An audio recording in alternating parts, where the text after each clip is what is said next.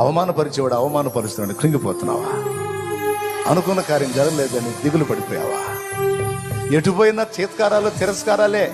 ఎంతకాలం ఈ బతుకు అనుకుంటున్నావా?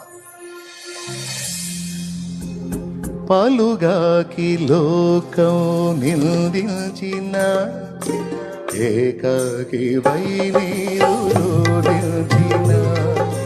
పలుగాకి లోకం నిందించిన ఏకాకి